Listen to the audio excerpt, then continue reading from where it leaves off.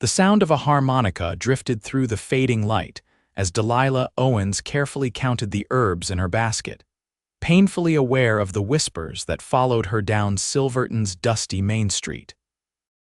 At 23, she had earned a reputation that spread through Colorado territory faster than wildfire in summer, the strange woman who talked to plants, predicted storms with uncanny accuracy, and whose remedies worked when doctors failed.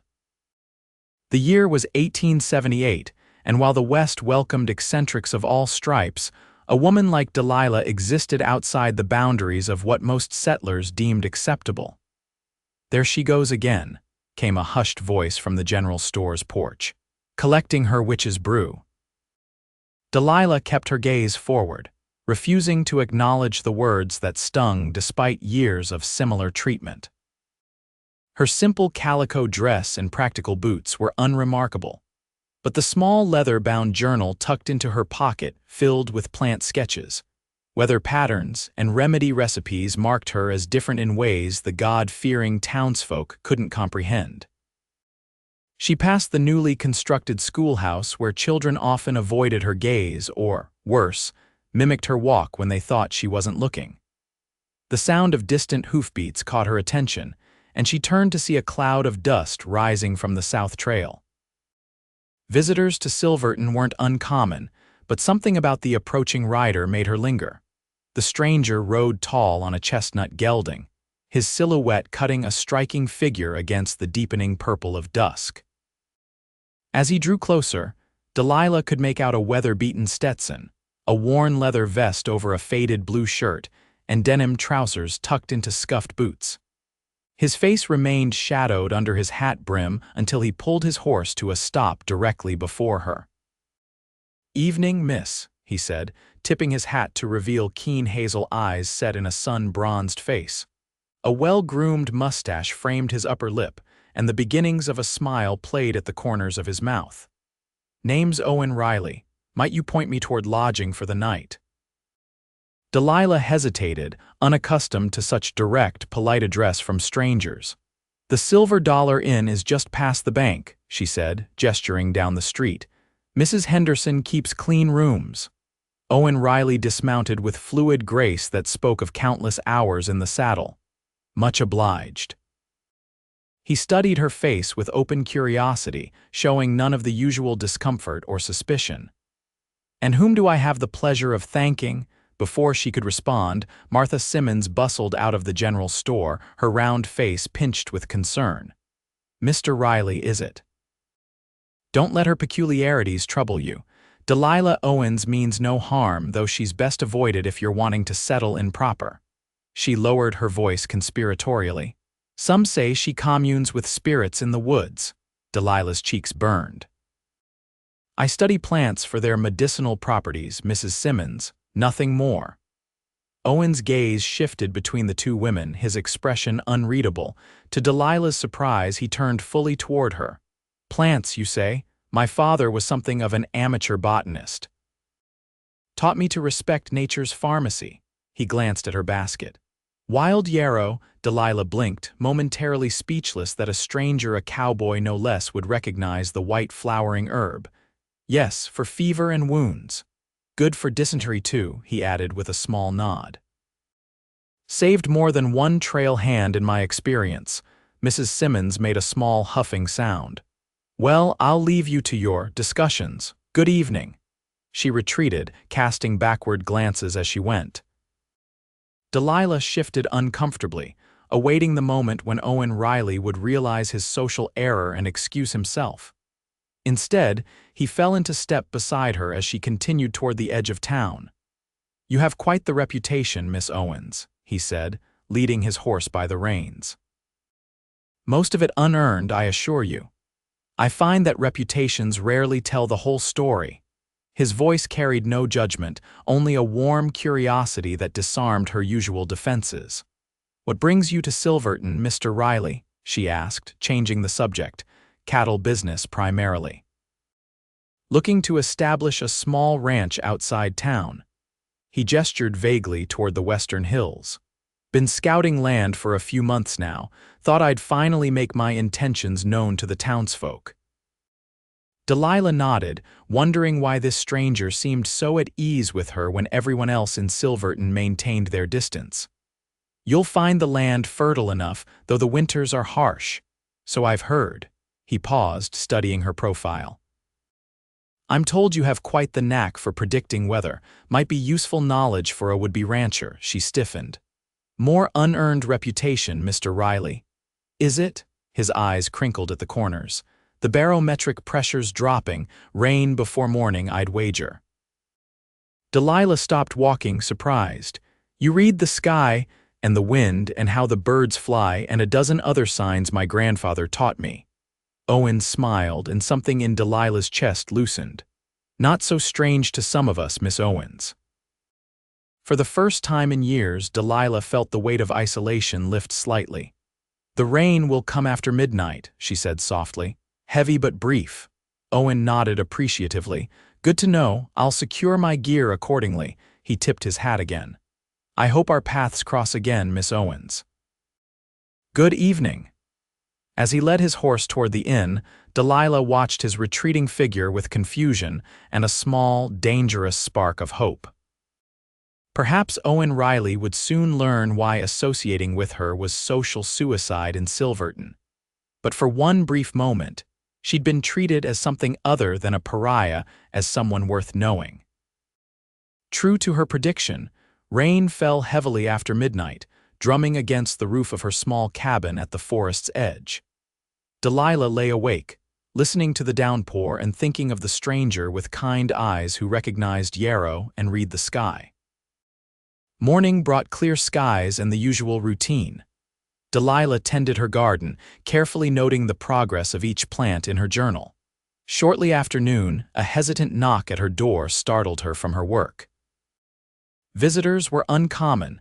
Those seeking her remedies typically waited until dusk, when fewer eyes would observe their shame in consulting the witch woman. She opened the door to find Owen Riley standing on her threshold, hat in hand.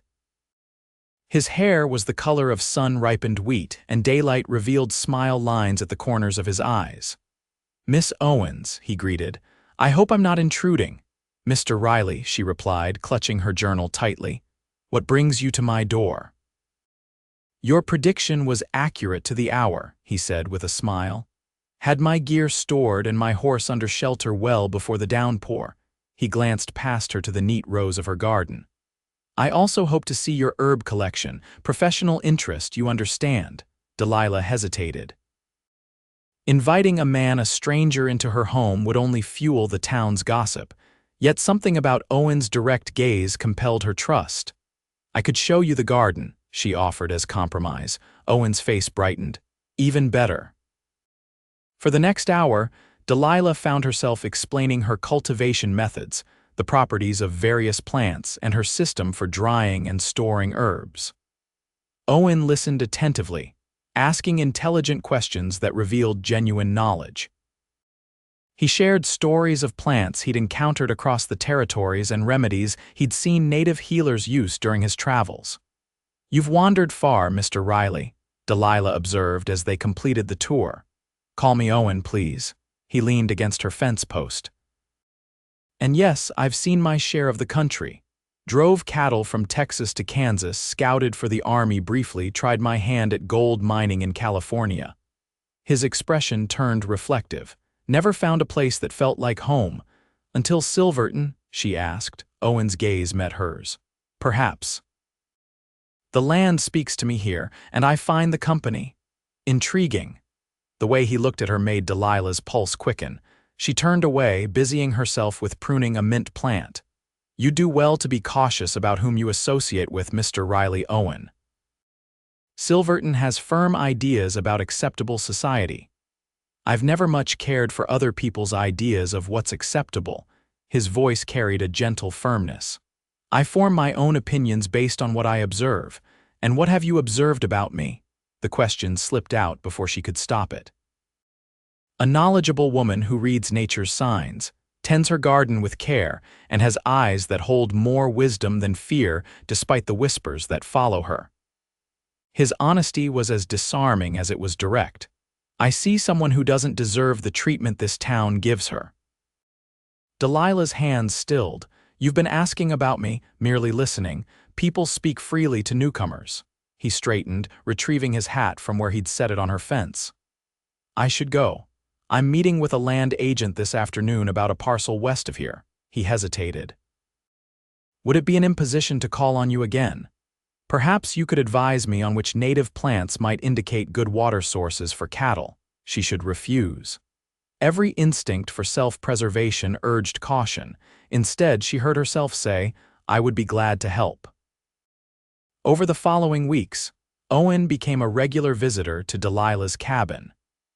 Their conversations ranged from practical discussions of land management to philosophical debates about man's relationship with nature. Delilah found herself sharing knowledge she'd kept guarded for years: how she predicted weather changes by observing animal behavior, how certain plants revealed the quality of soil beneath them, how the position of stars guided her planting calendar. Owen never dismissed her ideas, never called her methods superstition. Instead, he incorporated her advice as he established his small ranch on 50 acres of promising land west of town. When he invited her to see the property, Delilah hesitated but ultimately accepted, riding out one clear morning on a borrowed mare. The land Owen had chosen featured rolling hills, a steady creek, and abundant grassland perfect for grazing. The cabin he'd begun constructing stood on a gentle rise, its framework promising spacious rooms and large windows. "What do you think?" he asked as they dismounted near the building site. Delilah walked the perimeter, noting how he'd positioned the structure to catch both morning sun and evening breezes. "You've chosen well," she said. "The soil here will support a garden, and the southern slope would be perfect for fruit trees." Owen smiled, pleasure evident in his expression. "I hoped you'd approve. I've been implementing several of your suggestions about native grasses for the cattle." They spent the afternoon exploring the property, with Delilah pointing out useful plants and Owen showing her where he planned various ranch features. As the sun began to lower, they sat beside the creek, sharing a simple meal of bread, cheese, and dried apple slices Owen had packed. "The townsfolk have been warning me about you," Owen said suddenly, his tone conversational rather than accusatory. Delilah stiffened. "I'm sure they have. Sheriff Miller suggested I might find myself hexed if I spent too much time in your company." Owen's mouth quirked into a half-smile.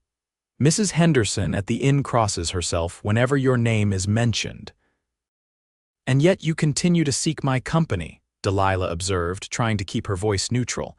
Owen turned to face her directly. "Because in all their warnings, no one has mentioned what I find most remarkable about you, Delilah Owens."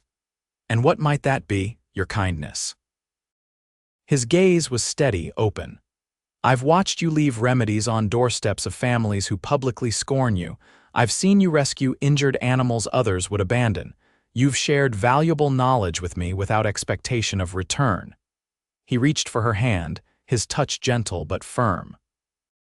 "People fear what they don't understand, but I see nothing frightening in you, only gifts they're too narrow-minded to appreciate."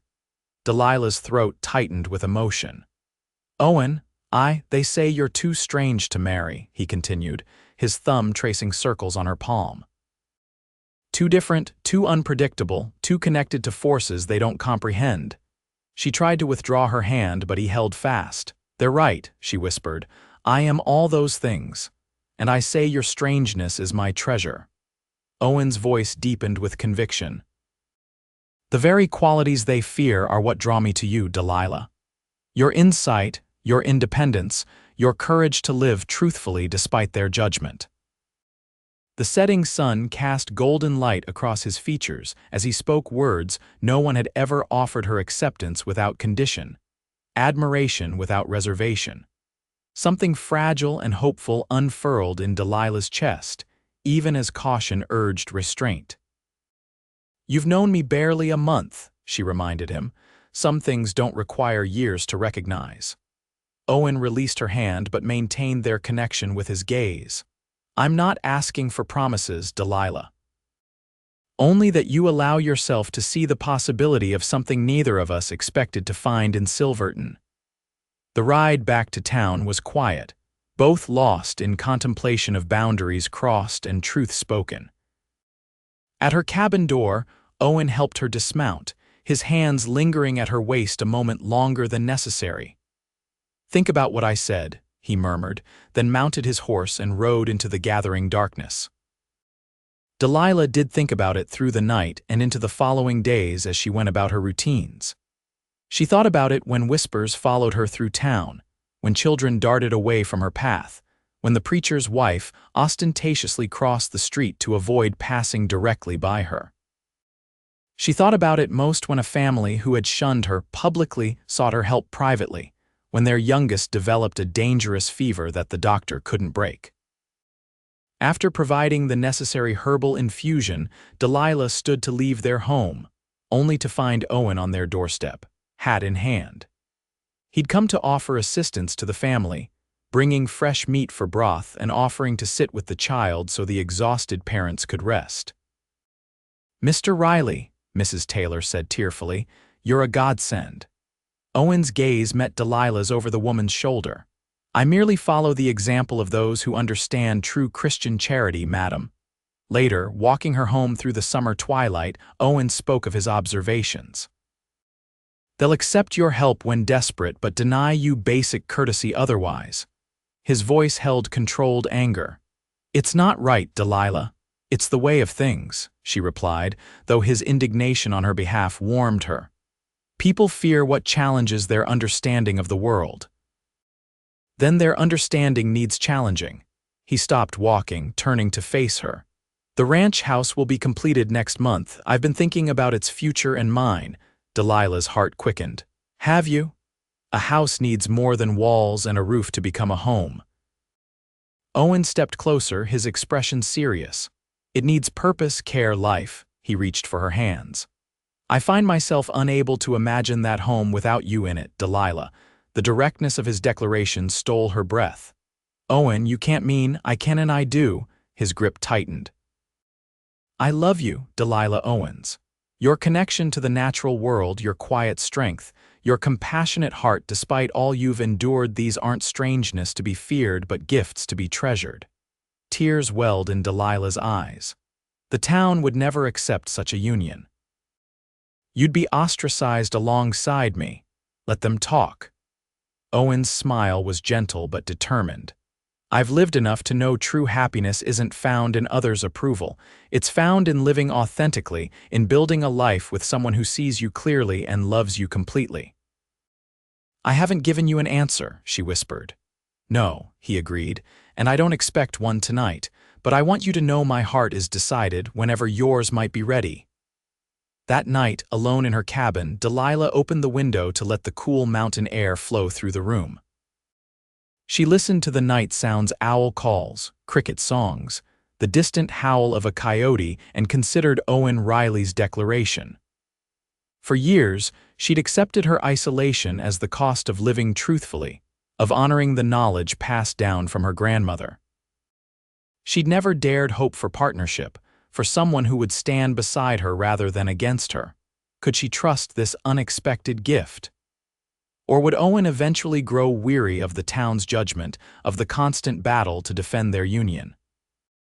The answer came not in words but in the steady beat of her heart, in the vision that formed clearly in her mind. A garden larger than her current plot, fruit trees on a southern slope, a home filled with dried herbs hanging from rafters, and Owen's laughter mingling with hers as they built a life neither conventional nor lonely. The next morning, Delilah made her decision. She gathered her courage and walked to the mercantile where Owen had mentioned he would be purchasing supplies. Finding him loading crates onto his wagon, she approached directly, ignoring the stares of onlookers. "I have something to say to you, Owen Riley," she announced, her voice steady despite her racing pulse. Owen set down a crate, his expression hopeful but contained. "I'm listening, Miss Owens." "Your offer, your declaration," she took a deep breath. "If it still stands, my answer is yes." For a moment, Owen remained perfectly still. Then a smile broke across his face like sunrise over the mountains. In 3 strides he reached her, lifting her off her feet in an embrace that defied propriety and silenced the gathering crowd. "It stands," he whispered against her hair. "It will always stand." Setting her down gently, Owen turned to face the stunned townspeople. "You all might as well hear this directly," he announced, his arm remaining firmly around Delilah's waist. "I've asked Miss Owens to be my wife, and she has graciously consented. We'll be married before the month is out." The reactions were immediate and predictable: gasps of shock, murmured prayers, open mouths of disbelief. Sheriff Miller stepped forward, concern etched on his weathered face. "Riley, son, perhaps you ought to think this through. Miss Owens has certain peculiarities that might not be conducive to married life." Owen's smile never faltered. "Sheriff, with all due respect, I've thought this through more thoroughly than anything in my life. Delilah's unique qualities are precisely what I love about her." His voice carried clearly through the hushed crowd. "Her strangeness, as you all call it, is my treasure.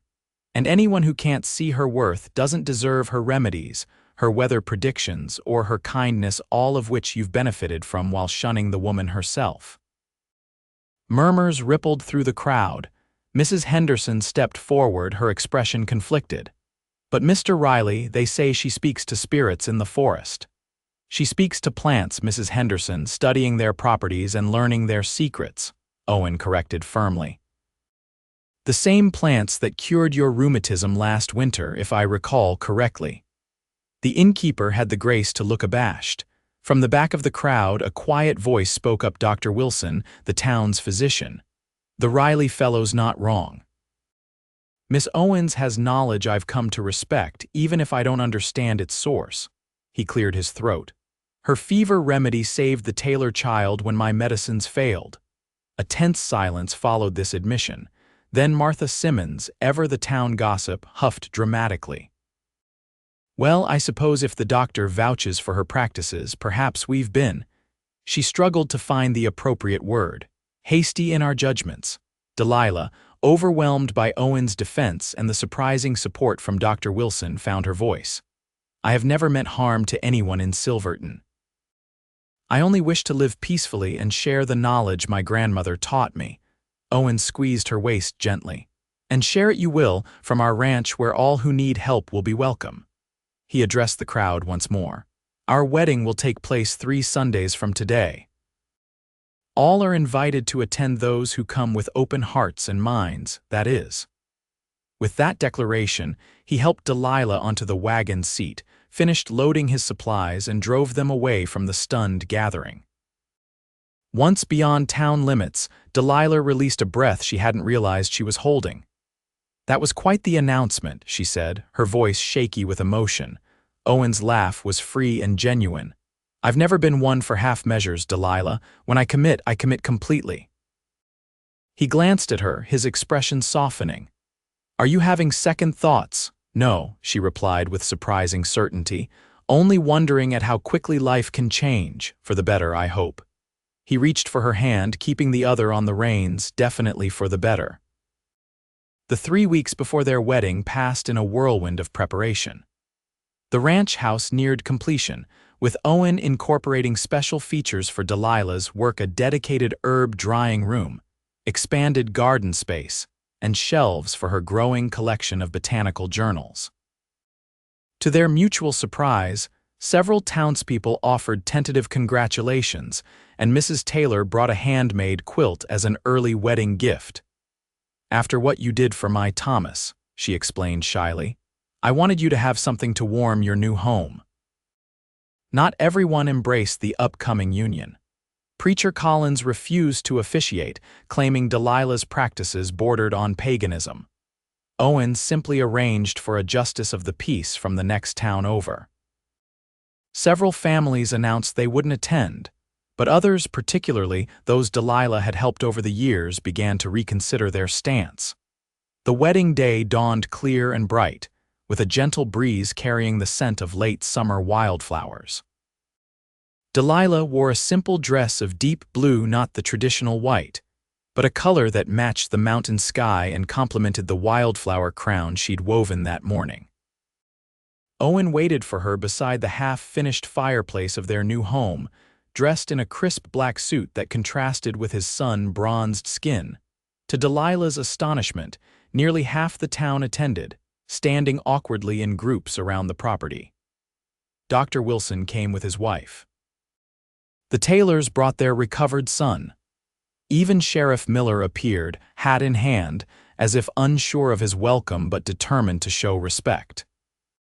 When she approached Owen, his face transformed with such joy that witnesses later spoke of it in hushed tones how a man could look at a woman, as though she contained all the wonders of creation. Their vows were simple but heartfelt, promising partnership, respect, and unwavering support through whatever challenges life might bring. "I take you, Delilah Owens, as my wife," Owen declared, his voice carrying across the gathered crowd. "Your wisdom, your kindness, your so-called strangeness, all parts of you I treasure and will protect until my dying day." Delilah's response came from depths of emotion she hadn't known she possessed. "I take you, Owen Riley, as my husband. Your acceptance, your courage, your steadfast heart gifts I never expected but will honor for all our days together." When the justice pronounced them married, Owen's kiss was both tender and claiming a public declaration that sealed their union and silenced any remaining whispers of doubt. The celebration that followed broke down barriers long established in Silverton. People who had avoided Delilah for years cautiously approached with congratulations. Children who had once run from her now curiously examined her wildflower crown. Dr. Wilson engaged her in serious conversation about collaborating on certain treatments, acknowledging that their different approaches might complement each other. As evening approached and guests began departing, Owen found Delilah standing at the edge of their property, watching the sunset paint the western sky in brilliant oranges and purples. "Having regrets yet?" he asked, sliding his arms around her waist from behind. She leaned back against his solid warmth. "Not a single one." "Good." His breath tickled her ear. "Because I plan to give you decades of happiness to make up for the years before we met." Delilah turned in his embrace. "You've already given me more than I ever thought possible, Owen. Acceptance. Partnership," her voice softened. "Love. And you've given me a home, not just this land or this house, but here." He placed his hand over his heart. "The wandering stopped the moment I met you, Delilah Riley." The name, her new name, brought fresh tears to her eyes. "I like the sound of that."